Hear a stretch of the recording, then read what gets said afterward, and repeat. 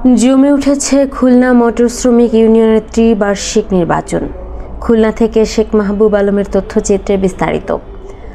Khulna motor শ্রমিক ইউনিয়নের আসন্ন ত্রিবার্ষিক নির্বাচনকে ঘিরে চলছে প্রচারণা। প্রচণ্ড গরম উপেক্ষা করেও দিনরাত ভোটারদের দুয়ারে দুয়ারে ঘুরছেন প্রার্থীরা। ভোটারদের সঙ্গে কুশল বিনিময় সহ করছেন ভোট প্রার্থনা।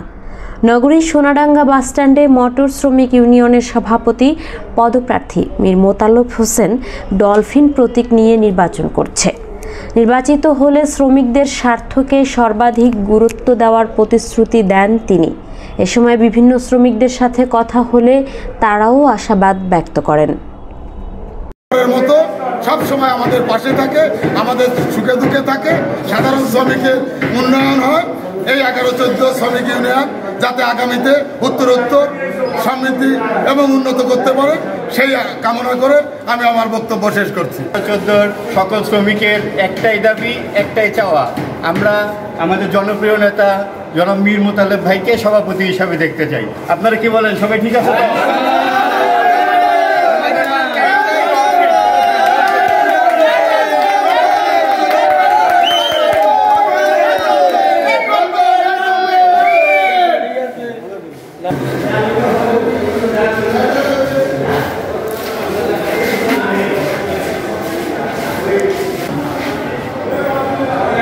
আসসালামু আলাইকুম, আমি মীর মোতালেব হোসেন, আমার মার্কা ডলফিন।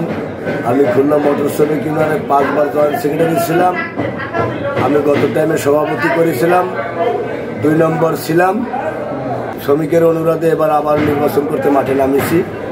এবারের আমার নির্বাচনের ইশতেহার হলো খুলনা মোটর শ্রমিক ইউনিয়নের আমাদের 6.5 কাঠা একটা জায়গা আছে, ওখানে একটা টিনের একটা ছাউনি দিয়ে একটা ইউনিয়ন আছে, উপরে মসজিদ আছে। আমার খুব আশা ওখানে 10 তলা ভবন করব। এ আমার দীর্ঘদিনের পরিকল্পনা। আমি মোটর গাড়ির থেকে 1986 সালে আসছি, এখন 2024 চলে। আমার খুব আশা যে শ্রমিকের একটা রাইতে থাকার কোনো স্থান আমাদের টার্মিনালে নাই। দূর দূরান্ত শ্রমিকরা আসে, ওখানে একটা ঢালাই বিছানের ফ্ল্যাট থাকবে, শ্রমিকরা আসবে, মশারির ভিতর ঢুকবে, ফ্যান চালাবে, ঘুমাবে। এই হয়েছে আমার প্রথম কাজ। দ্বিতীয় কাজ হয়েছে মৃত ব্যক্তি 1 লাখ টাকা করে আমাদের ফান্ডের তৈরি করা আছে, রেজুলেশন করা আছে। মৃত্যুকালীন আমরা 40 দিনের ভিতরে এই টাকাটা দিতে চাই। এটা হচ্ছে আমার মনের কথা, আমার অন্তরের কথা।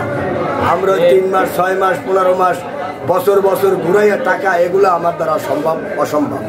তাই আমার সেক্রেটারি জাকির হোসেন বিপ্লব নবনির্বাচিত বিনা প্রতিদ্বন্দ্বিতা সেক্রেটারি হয়েছে।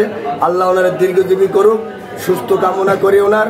উনি যেন আমার এই মনের আশার সাথে উনি একমত হয়ে যাতে আমি বহুতলা ভবনটা করতে পারি, শ্রমিকের পাশে থাকতে পারি, 1 লক্ষ টাকা 41 দিনের মাথায় যেন দিতে পারি, সেই কামনা করে আমি সেক্রেটারির কাছে জোর দাবি করি।